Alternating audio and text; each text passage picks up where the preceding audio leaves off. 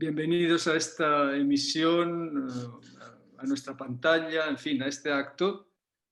Soy Carlos Ortega, soy el director del Instituto Cervantes de Hamburgo, ciudad de la que les hablo, y voy a introducir muy brevemente este acto que se enmarca en la voluntad de nuestra institución de participar en los debates contemporáneos, del tipo que sean, aportando la sabiduría, aportando los conocimientos de expertos del orbe hispánico,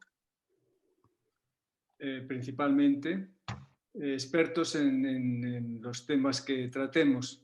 Aunque el de la ciencia es hoy un tema que ha cobrado una enorme actualidad, por lo que todos sabemos, lo cierto es que el Instituto Cervantes de Hamburgo tiene una tradición de plantear este tipo de convocatorias con asuntos científicos, y para este mismo año 2021 también hemos planeado un ciclo de charlas de tema científico, y esta es la primera del año, esta con la que abrimos el año, sobre las vacunas contra el COVID.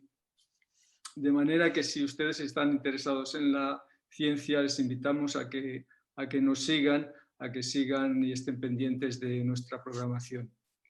El invitado de esta tarde es el doctor César Muñoz Fontela, que además de ser un experto en el tema que nos va a ocupar, es uno de nuestros asesores en este ciclo de ciencia al que me estaba refiriendo.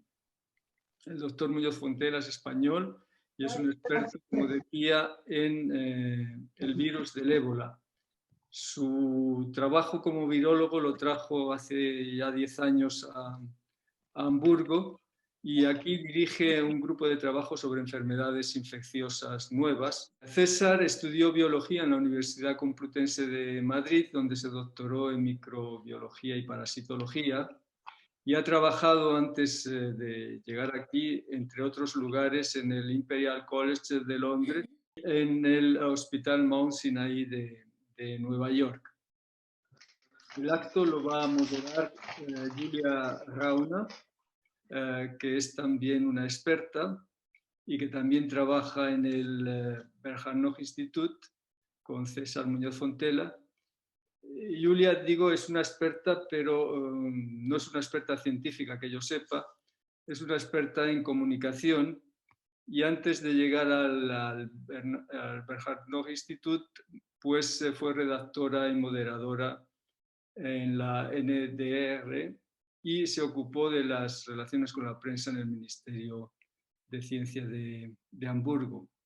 Ahora en el Bernhard-Noch Institut es también encargada de prensa. Ella estudió lenguas romances, estudió historia y retórica en Tübingen y en la Universidad de Barcelona. A Julia y a César les agradezco muchísimo que estén aquí con nosotros esta tarde participando en este acto. En los meses que llevo en Hamburgo, he llegado recientemente, pero ya he visitado, como seguramente muchos de ustedes, unos cuantos centros de estos que hacen test PCR para la detección del coronavirus.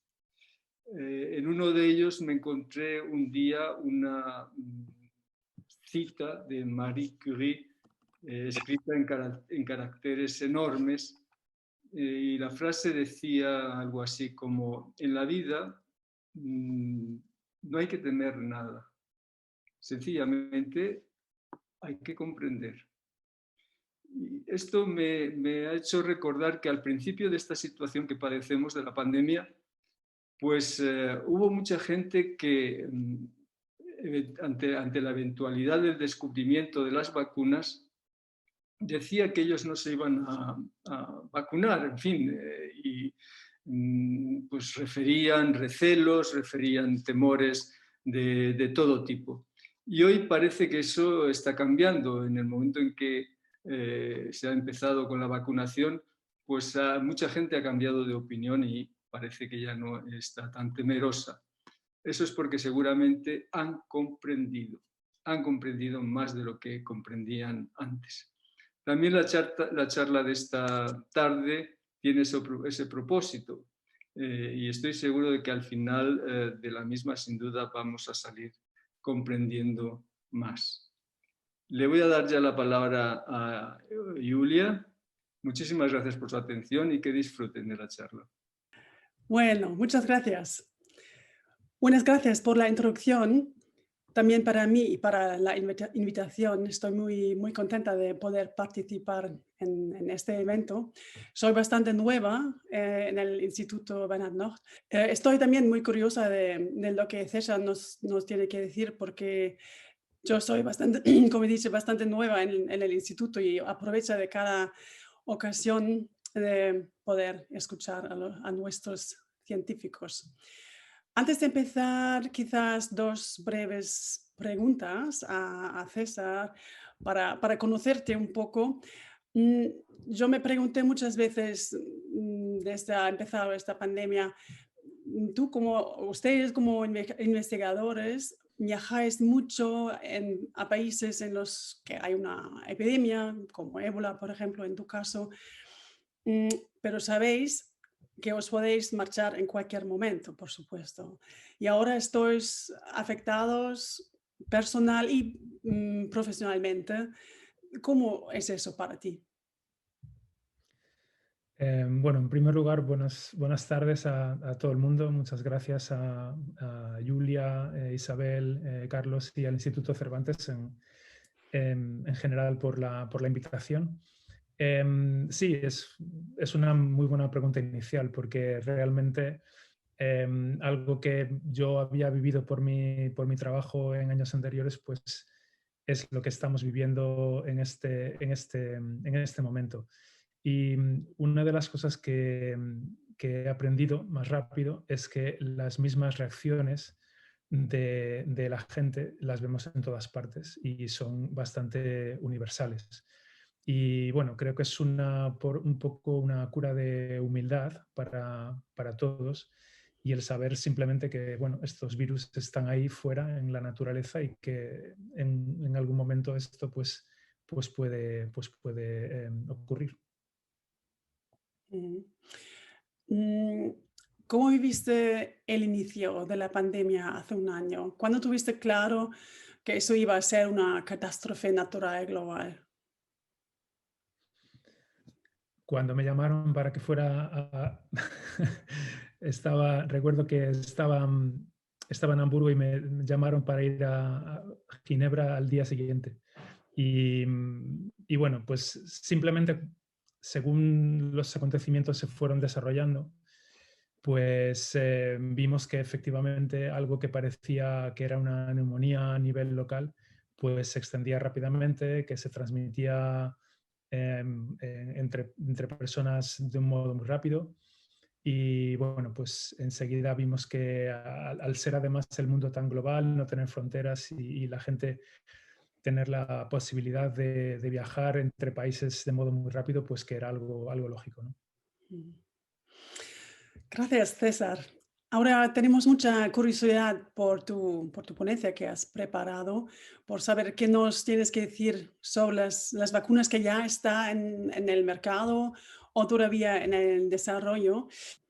Y además un pequeño descargo de responsabilidad para César.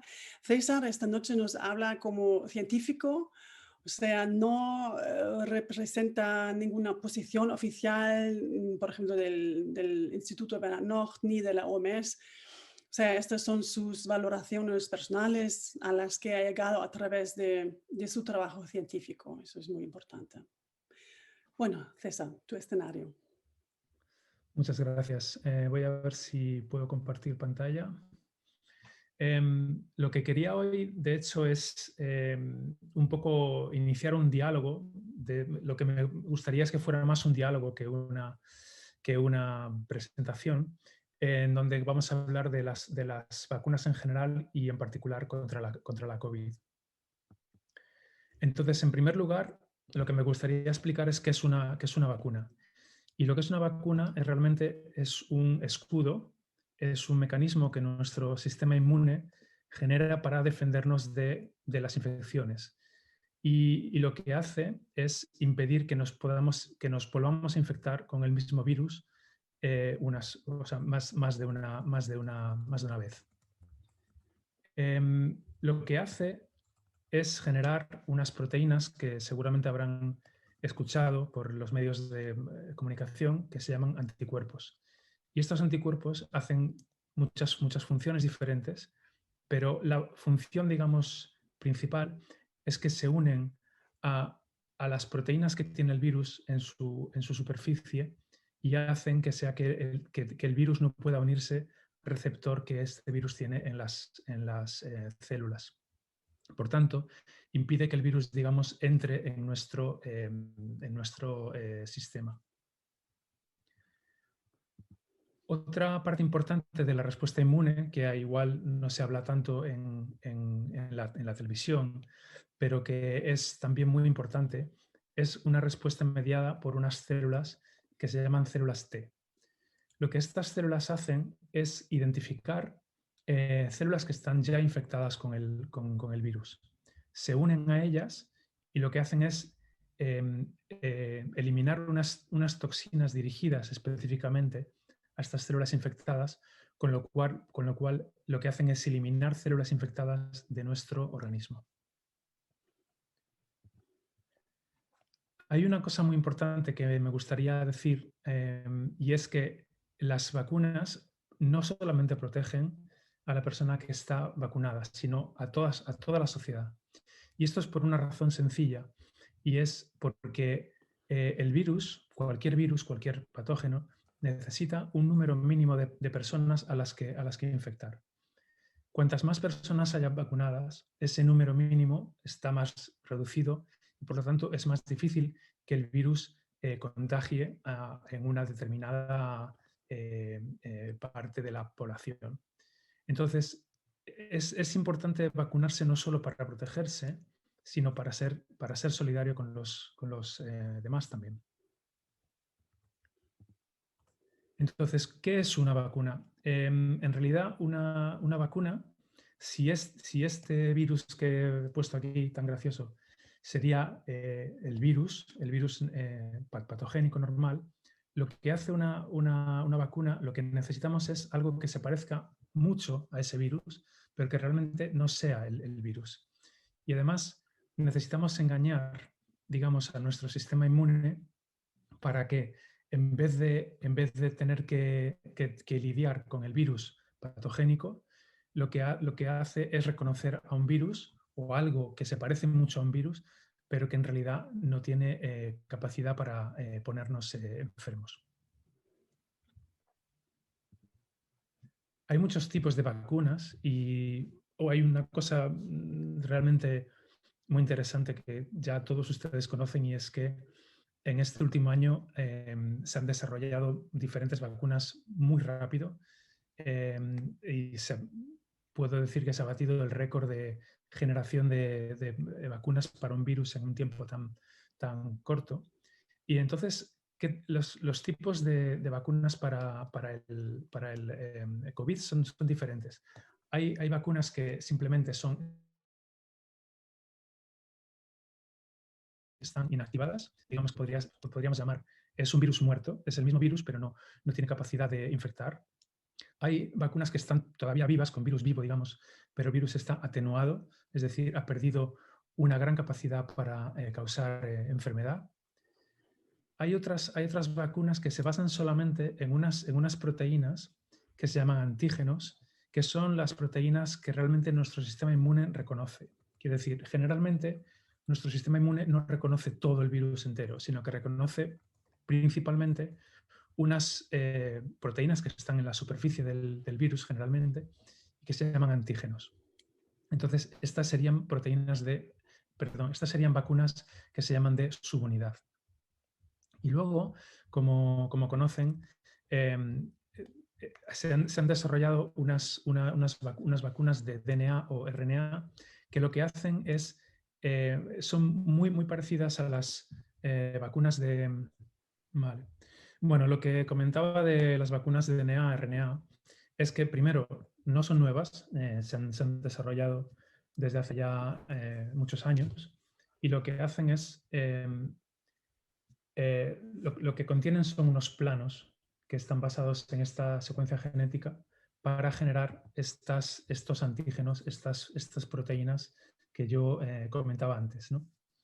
Y en ningún caso este DNA o este RNA se va a integrar o va a modificar nuestro genoma. Después de generar estos antígenos, estas proteínas, lo que hace es desaparecer.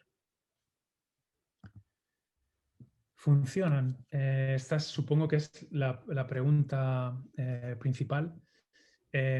Sí que funcionan, y además es algo que no tiene discusión, porque lo que tenemos son datos muy evidentes de que las vacunas funcionan.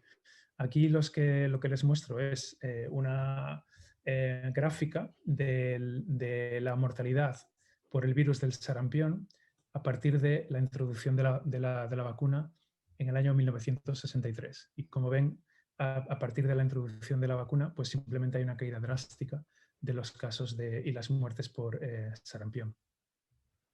Y sin irnos tan atrás en el tiempo, lo que podemos ver es una gráfica también bastante moderna, porque se refiere al ensayo clínico de la vacuna de BioNTech Pfizer.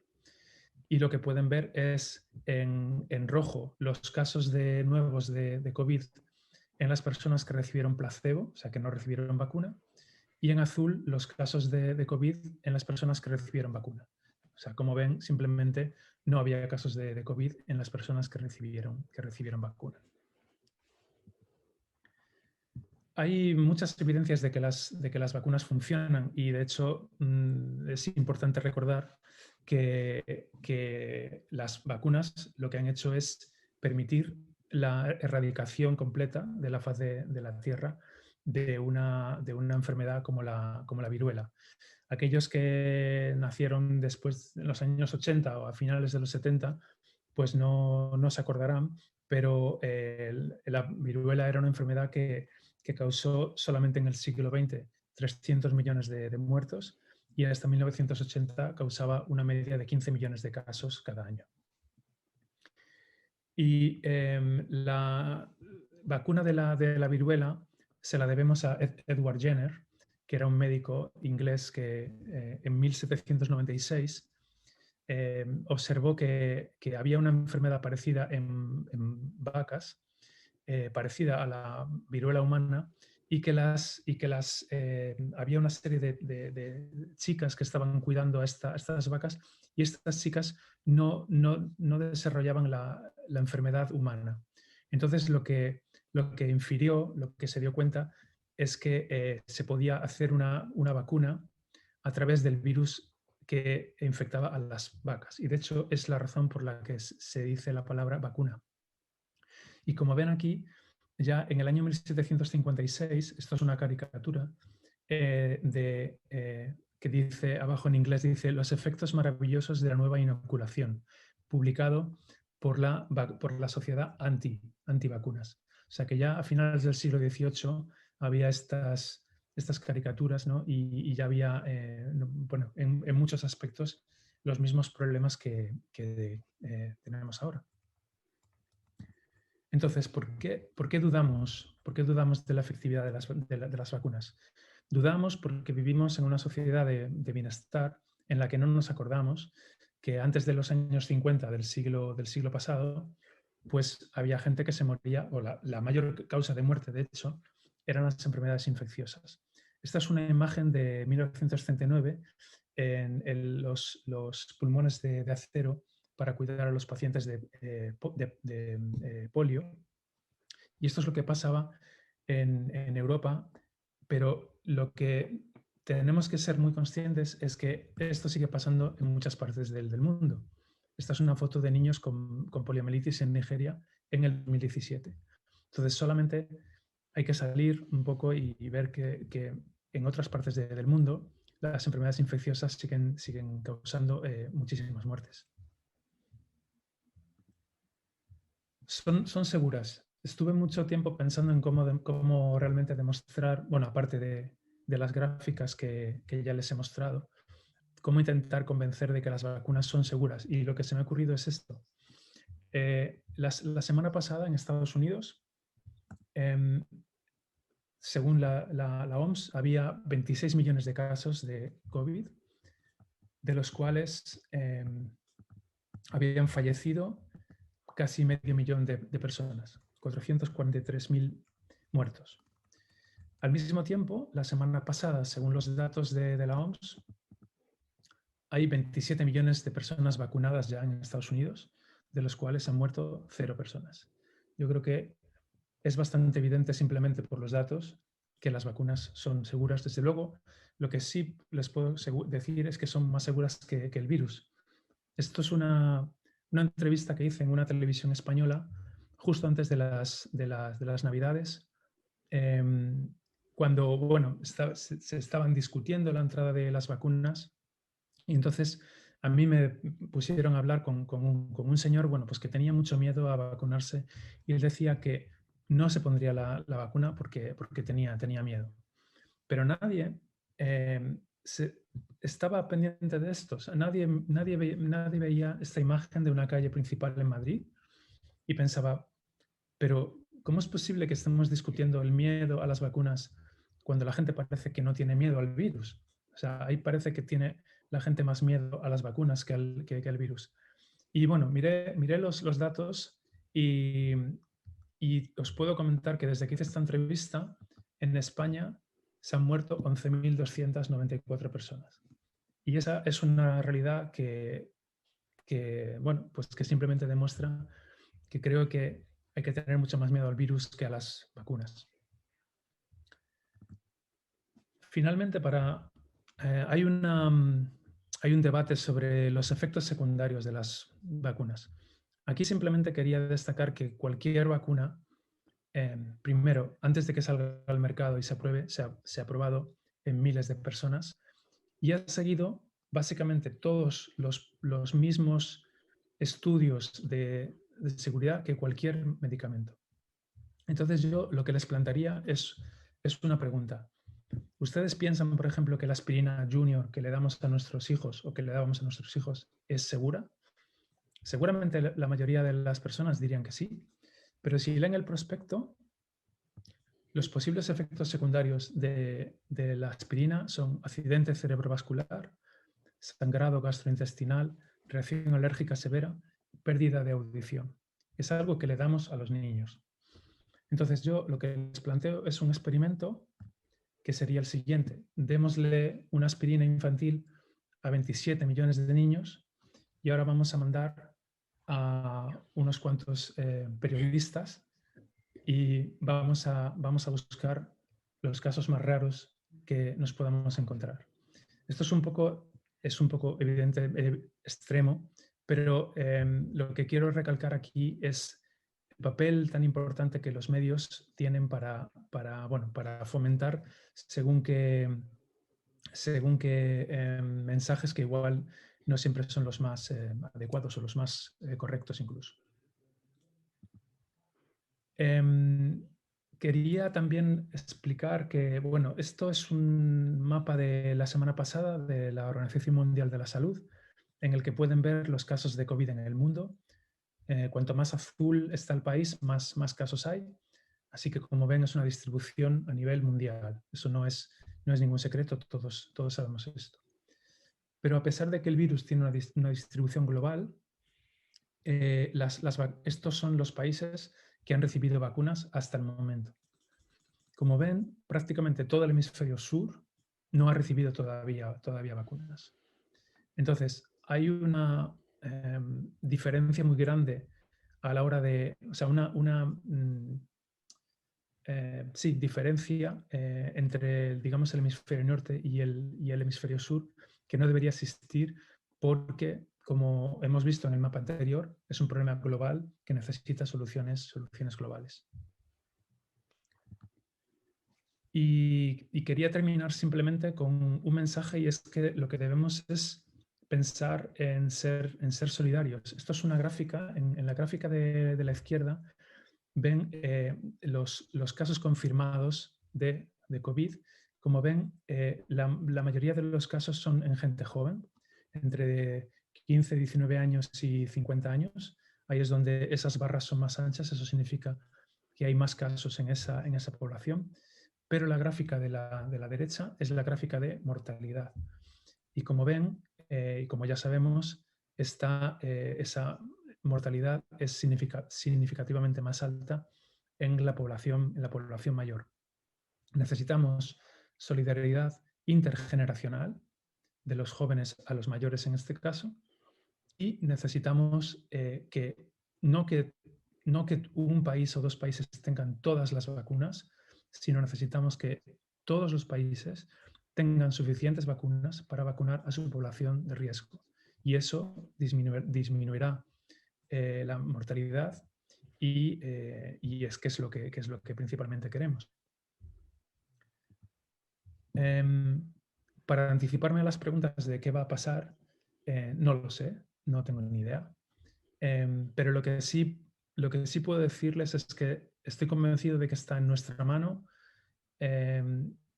volver a la situación que teníamos antes, volver a la vida que teníamos antes, pero si queremos ir a un partido de fútbol o disfrutar de un concierto o ir a un teatro, necesitamos vacunarnos y ser solidarios. Y con eso quería terminar y estar encantado de responder cualquier pregunta. Gracias. Muchas gracias, César.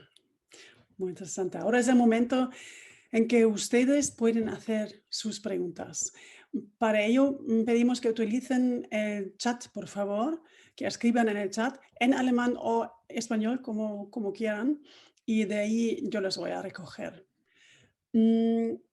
Mientras están escribiendo, quizás una pregunta que voy a hacer, que ha surgido esta semana, o sea, el pasado fin de semana, ha habido un brote de corona con la mutación B117 en una residencia de ancianos o cerca de Osnabrück, a pesar de la vacunación con la vacuna de BioNTech Pfizer. ¿Cómo juzgas esto, César? Mira, hay una cosa muy, muy importante, y es que la aparición de estas variantes, de estas mutaciones, está asociada a zonas de alta transmisión. Quiere decir, cuanto más transmisión hay, más fácil es que aparezcan estas variantes. Entonces, el punto número 1 es que está de nuevo en nuestras manos el prevenir la aparición de estas variantes. Después, lo que hace el virus cuando lleva un tiempo en la población, como es ahora que lleva ya un año, es adaptarse. Pero eso no significa que el virus vaya a ser más patogénico o que sea sustancialmente diferente del virus que ya conocemos. Sí que parece que la variante, o sea, que algunas de las variantes nuevas son más transmisibles, parece que se pueden transmitir entre personas de modo más fácil, pero hay muchos datos que no sabemos todavía y que de hecho los medios de comunicación de nuevo se están un poco adelantando, porque no sabemos, no hemos hecho estudios todavía. Cuando digo digo obviamente la comunidad científica, para ver en qué se diferencia realmente estas nuevas variantes de las variantes normales. Entonces, creo que tenemos que esperar un poco todavía para hacer conclusiones. O sea, no se puede decir todavía si a lo mejor ya es un virus escape, una mutación escape o alguna cosa así. No, porque hay algunos estudios que, por ejemplo, dicen que algunas de estas variantes, por ejemplo, la variante que está circulando en Sudáfrica, sí que parece que puede escapar, digamos, de la respuesta inmune mediada por anticuerpos. Pero esos son ensayos, como ya he explicado antes, la respuesta inmune no se basa solo en la respuesta de anticuerpos. O sea, es una respuesta que se llama policlonal porque hay muchas partes del sistema inmune que están participando. Entonces, cuando hacemos ensayos de neutralización, lo que hacemos es mirar una pequeña parte de lo que realmente está pasando. Entonces, tenemos que esperar todavía un poco más. Hay diferentes respuestas con diferentes vacunas también. Hay que recordar que tenemos diferentes vacunas. Y otra cosa que es importante es que estamos partiendo de unas vacunas que tienen una eficacia de más de un 90%. O sea, en términos futbolísticos es el Messi de las vacunas, ¿no? O sea, entonces, ahora parece que bajar a un 70 o un 60% es una catástrofe.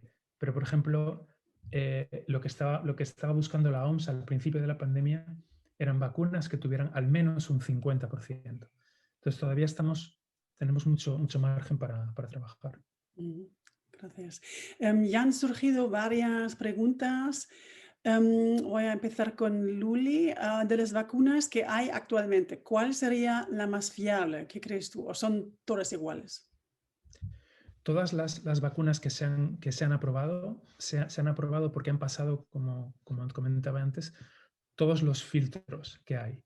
Primero se han probado en modelos animales, después se han probado en ensayo clínico de fase 1 para saber si son seguras. Luego se han probado en fase 2 para ver si generan inmunidad. Y luego se han probado en fase 2-3 para ver si son efectivas. Además de eso, ha habido unas autoridades reguladoras independientes de la compañía que genera la vacuna, independientes de la OMS, independientemente de todos, que han valorado que realmente esas vacunas, igual que cualquier otro medicamento, pueden aprobarse para su uso en humanos. Entonces, todas las vacunas que están aprobadas y para su distribución en humanos es porque han pasado todos estos filtros. Hay una pregunta que se refiere a AstraZeneca, la vacuna de AstraZeneca. ¿Por qué no está bien para las personas viejas? ¿Por qué no funciona con los mayores? Hay unos cuantos países, de hecho esta no es la recomendación de la OMS en este caso, pero hay algunos países que han decidido, además, no han decidido que la vacuna no es adecuada para las personas mayores. Lo que han decidido es que prefieren esperar a tener más datos de la eficacia de la vacuna en personas mayores. O sea, no es una negativa a la vacuna, es simplemente que consideran que en estos momentos no hay datos suficientes y prefieren esperar un poco. Simplemente es eso. Una pregunta de Mario. Hasta ahora había pensado que el virus pierde su fuerza con cada mutación, pero de momento parece que pasa exactamente el contrario con el B117. ¿Qué piensa usted sobre esto? Cuando hablamos de una infección con virus, hay una cosa que es importante entender y es que no nos infectamos con un solo virus. Nos infectamos con, digamos, una familia de virus muy parecido, como si fuera un enjambre de virus, que se diferencian unos de otros porque tienen pequeñas diferencias. Y ahí lo que pasa es que en el cuerpo humano, o cuando van pasando de diferentes personas, el virus se va adaptando cada vez mejor a ese huésped que es nuevo, porque recordemos que este virus no había circulado nunca en personas, entonces tiene que adaptarse. Generalmente, lo que hace el virus es mutar. Tienen unos genomas muy, muy pequeños y pueden mutar muy, muy rápido. Y generalmente lo que pasa no es que el virus pierda fuerza, sino que se adapta. Y se adapta, por ejemplo, siendo más transmisible o estando más tiempo en el cuerpo humano sin causar una enfermedad severa. O se adapta siendo más estable en las superficies que tocan las personas. Entonces hay muchos parámetros diferentes en los que el virus se puede adaptar generalmente para su propio beneficio, que es al final seguir infectando personas.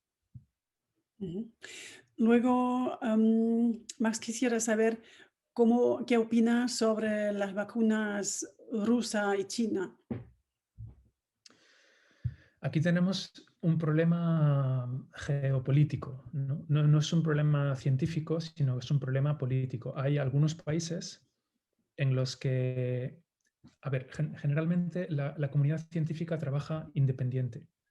O sea, yo, por ejemplo, yo mismo trabajo en el Instituto de Medicina Tropical en Hamburgo, muy contento, pero no trabajo para ningún gobierno. no trabajo para mi país, no trabajo para el gobierno, o sea, no tengo que rendir cuentas a ningún gobierno. Y eso pasa en la mayoría de la comunidad científica. Hay otros países en los que la comunidad científica está más controlada por sus gobiernos. Eso hace que los datos de la vacuna, por ejemplo, que se ha desarrollado en Rusia o en China, no estén tan al alcance de la comunidad científica. Entonces, no es que esas vacunas no sean buenas, pero sí que es verdad que no sabemos suficiente o no sabemos tanto comparada con la vacuna de AstraZeneca o la de Pfizer o la de Moderna. Pero eso, como digo, es un problema mucho más político que científico. Una pregunta respecto al origen del virus. Enrique y Nuria quisieran saber si hay una misión de la OMS al respecto que ha descartado un origen no natural del virus. ¿Cuál es tu opinión? ¿Por qué este virus no apareció antes en el ser humano? Bueno, yo creo que el origen o sea, la evidencia de que el virus es natural viene desde un mes después de que empezaran los casos. Y eso viene por una razón bastante sencilla y lógica, y es que cuando aparece la secuencia del virus y tú puedes comparar esta secuencia con otras secuencias que existen ya, lo que ves es que este virus en la naturaleza tiene unos padres, unos abuelos y unos bisabuelos. Quiero decir, tú puedes ir hacia atrás en el tiempo y ver que el virus más parecido a este que está circulando es un virus que llevaba circulando en murciélagos casi 2 o 3 décadas. Entonces, si tú haces un virus en el laboratorio, ese virus nunca podría encajar con otros virus que ya existen en la naturaleza. O sea, sería mucho más complicado. Entonces, toda la evidencia es que este virus ha saltado en algún momento por actividades humanas desde murciélagos hasta humanos, a través de un huésped intermedio o directamente a humanos. El por qué aparece cuando aparece. Lo que tiene que pasar a veces es como una especie de tormenta perfecta. Los virus que están en animales saltan a humanos todos los días, en mercados, en selvas tropicales, todos los días. Pero es difícil que causen enfermedad porque son virus que no han estado en humanos nunca y se tienen que adaptar. Entonces, primero, el virus tiene que adquirir una serie de mutaciones. A lo mejor esa primera persona que estuvo en contacto tenía, por ejemplo, un sistema inmune más débil, con lo cual hizo que el virus se podía adaptar mejor. Necesitas que ese virus se pase también de esa primera persona a otras personas muy rápido. Por ejemplo, a lo mejor esa primera persona era un súper contagiador, que suele pasar en ese tipo de situaciones también. Entonces, tienen que darse, por ejemplo, esa persona ha tenido que estar expuesta a una cantidad suficiente de virus también para producir enfermedad. Entonces, es un poco como preguntar por qué hay un huracán en un momento dado y no en otro. Tienen que darse toda esa serie de circunstancias previas. Ya has hablado de los países del sur. Fee Engelman pregunta si no sería importante que también las poblaciones africanas, por ejemplo, sean vacunadas rápidamente, también para nuestra propia seguridad. O sea, ¿cuál es el peligro que todo empiece de nuevo si solamente nosotros reciben las vacunas y los países del sur no? Claro, es que es justo eso, es un problema global. Entonces, mira, tiene, por ejemplo, unas consecuencias. O sea, si un país quiere estar abierto a otros países para comerciar, por ejemplo, no puede estar cerrado. O sea, si en Alemania todo el mundo está vacunado, pero tienen que estar cerrados los aeropuertos y no puede entrar nadie, no va a poder relacionarse con otros países. Y luego, sobre todo, hay un punto muy importante, y es que efectivamente en África hay mucha población que puede mantener el virus y este virus puede seguir cambiando y en un momento dado estas vacunas puede que no, si dejamos que el virus evolucione el tiempo suficiente, puede que las vacunas que tengamos nosotros en Europa pues no protejan de esas variantes nuevas. Entonces, por eso comentaba antes que creo que la estrategia debería ser global y asegurar que todos los países tienen suficientes vacunas para su población de más riesgo. Y una pregunta algo parecida de Carsten, cuando estemos todos vacunados en todo el mundo, habrá habido un montón de mutaciones más. ¿Cómo ves el peligro que esas mutaciones se propaguen por todo el mundo y vuelven a infectar a la gente ya vacunada hace mucho? O sea, ¿sería necesario cambiar las vacunas y vacunarnos cada año, como con la gripe? Sí, mira, justamente hoy he estado en una reunión de un montón de horas y hemos estado hablando de eso. Y la mayoría de los investigadores no piensan que este virus va a ser como el de la gripe. O sea, no, creemos que el virus no tiene esa capacidad de cambio tan grande y esos reservorios en los animales salvajes tan importante como tiene gripe para que haya que cambiar la vacuna cada cierto tiempo. Creemos que habría que cambiar la vacuna 1 o 2 veces y eso será un poco el fin de la pandemia.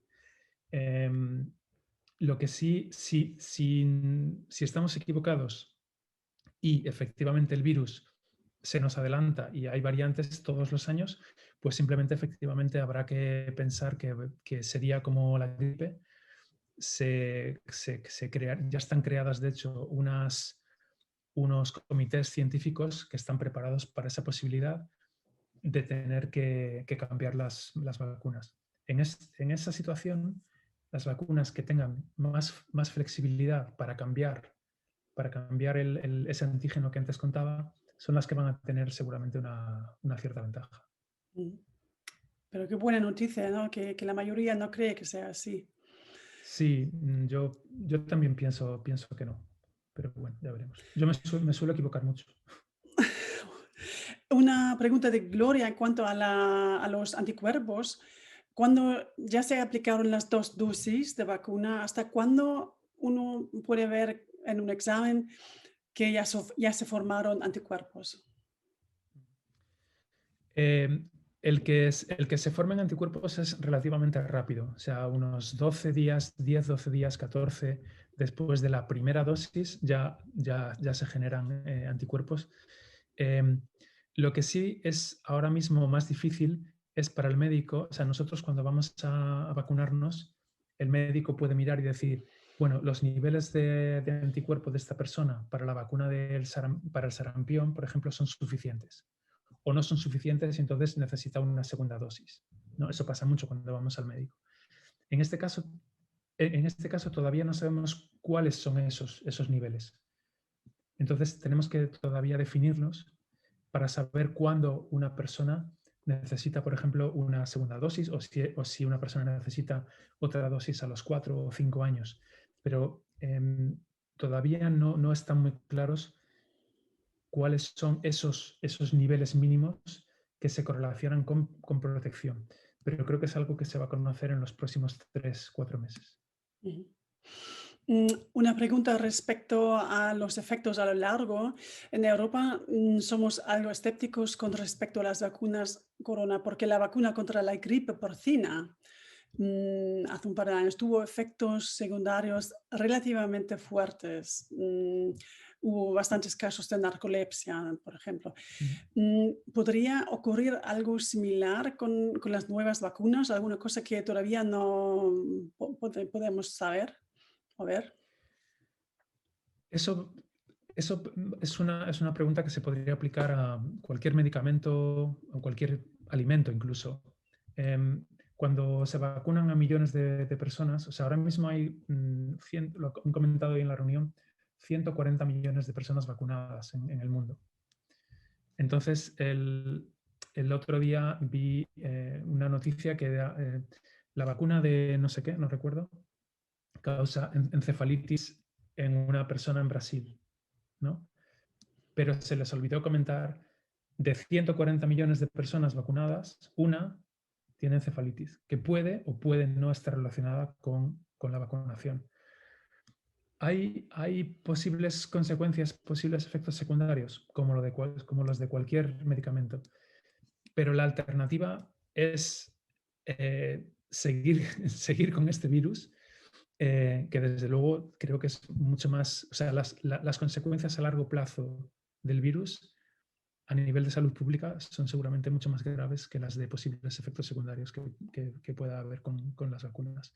Y luego hay otra cosa que también me gustaría mencionar, y es que la tecnología que hay ahora para generar vacunas está mucho más avanzada que hace 10 años o 20 años. Y esa es una de las razones por las cuales se ha podido generar vacunas tan rápidamente. O sea, el poder, ahora por ejemplo, podemos secuenciar el genoma entero de un virus en 20 minutos. Eso hace 10 años era impensable. Entonces, todo va mucho más rápido y la tecnología, como todo, cuanto más avanza, pues más segura es también. Nadie ha hecho la pregunta respecto a las vacunas de ARNM, si llevan genes al cuerpo, pues yo la hago. Se ha discutido mucho si esas vacunas pueden alterar los genes. ¿Qué opinas de esto? Mira, igual tenía que haberlo también comentado más en la charla, pero por ejemplo, en una persona, el porcentaje mayor del material genético de una persona no es humano. Es de las bacterias que viven en nuestra piel, o en nuestro sistema digestivo. O sea, nosotros estamos expuestos a material genético que no es humano según nacemos. Cada vez que nosotros tomamos alimentos, estamos expuestos también a material genético que no es humano. Entonces, como ya comentaba antes, cuando esa vacuna de RNA, o sea, esa vacuna lo que lleva son unos planos para generar esas proteínas, esos antígenos. Y del mismo modo que cuando la casa ya está hecha, los planos ya no sirven y se pueden tirar, pasa igual con el ARN o sea, no tiene posibilidades de integrarse porque simplemente no está diseñado para eso. Y sería lo mismo que, como digo, estar expuestos a todo el material genético de todos los virus, bacterias que tenemos comensales en nuestro cuerpo o los alimentos que tomamos cada día. A ver si hay más preguntas. Sí. ¿Se crean virus en el laboratorio? Si es así, ¿con qué fin? Pregunta Cristina. ¿Qué crees? Hay muchas vacunas que están basadas en virus. Entonces, esa es una razón por la que se pueden crear virus en un laboratorio. Por ejemplo, la vacuna de AstraZeneca lo que tiene es un adenovirus que no causa enfermedad en los humanos, llevando este antígeno del SARS-2, ¿no? del virus del COVID. Hay otras vacunas, por ejemplo, la vacuna de la gripe, tiene una formulación intranasal, está basada también en un virus atenuado. Entonces, hay virus, por ejemplo, que se llaman virus oncolíticos porque pueden, digamos, matar células cancerígenas. Entonces, sí que es posible trabajar con virus en el laboratorio y modificarlos para que se conviertan en una medicina. Pero no hay otra razón. Entonces, sí que es verdad que se generan virus en el laboratorio, pero con un enfoque pues para hacer una terapia o para una vacuna. A ver, última pregunta. Creo que el tiempo se termina lentamente. Una pregunta muy importante. ¿Las personas vacunadas, una vez vacunadas, pueden seguir transmitiendo el virus? ¿Se ha aclarado ya esta pregunta? Esa es una pregunta, de hecho, muy importante. Y la respuesta es que no lo sabemos todavía. Seguramente va a depender de la vacuna. Hay, por ejemplo, modelos animales en los que se ha visto que los animales vacunados todavía pueden transmitir el virus o se sospecha que puede ser así, y otros que no. Entonces, es una muy buena pregunta, pero también es una pregunta que, o sea, sería una situación que tenía, o sea, que tendría menos importancia si podemos reducir la mortalidad. O sea, el problema que tenemos con este virus es que la gente muere. Entonces, si llegamos a un momento en que esa mortalidad está reducida, yo creo que sí que a lo mejor habría que trabajar o redefinir en esa situación para impedir transmisión. Pero ahora mismo no lo sabemos y puede que dependa de la vacuna concreta. Muchas gracias, César, y muchas gracias por las preguntas. Y muchas gracias por estar a nuestra disposición y poder plantear directamente preguntas para ti. Espero que esto haya sido útil para tomar una decisión de vacunación informada. Carlos. Espero que sí, muchas gracias. Yo tendría una última pregunta para César. ¿Por qué es tan difícil combatir las enfermedades que vienen al ser humano por los virus? Es decir, la medicina ha adelantado para combatir las enfermedades que se producen por bacterias, pero las enfermedades que vienen por los virus o se descubre una vacuna, ¿no? Siempre está el formato este de la vacunación para combatir los virus nuevos, o si no es muy difícil, como ocurrió con el virus del SIDA, ¿no? que en fin, a base de medicamentos muy complicados se ha conseguido más o menos detener, ¿no? el avance del virus. ¿Cuál es la razón? Es decir, no hay supongo que no hay un denominador común en los virus, no se ha descubierto todavía para poder hacerlos frente, ¿no? Científicamente, médicamente, para poder anular su efecto mórbido en el ser humano, ¿no? Esto supongo que no hay que, claro, y por eso cada virus plantea un problema diferente y hay que abordarlo de manera distinta. Que no es el caso de las bacterias, ¿no? Que con el antibiótico pues más o menos se controlan todas. Sí. Bueno, en el caso de las bacterias tenemos la resistencia a antibióticos, que podríamos también otro día hablar de eso, pero en el caso de los virus hay varias razones. Una es que todos estos virus emergentes que se llaman o que con potencial pandémico, epidémico, se saltan de un animal a los humanos, y los humanos no tenemos inmunidad preexistente, no tenemos esos anticuerpos que yo comentaba antes. O sea, todos nosotros tenemos anticuerpos contra varios herpes virus, por ejemplo, o otros virus humanos que están circulando y que normalmente no nos causan enfermedad. Pero no tenemos anticuerpos para un virus que salta nuevo de un murciélago, por ejemplo, a toda la población. Entonces, esa es una de las razones. La otra razón es que los virus son muy diferentes entre sí. Y hay virus para los que puede ser relativamente fácil generar una vacuna. Por ejemplo, el caso del COVID es un virus que hemos tenido la suerte de que es relativamente fácil generar inmunidad. Pero hay otros como el de VIH que comentabas, que en los que tenemos la mala suerte de que el virus infecta precisamente las células del sistema inmune.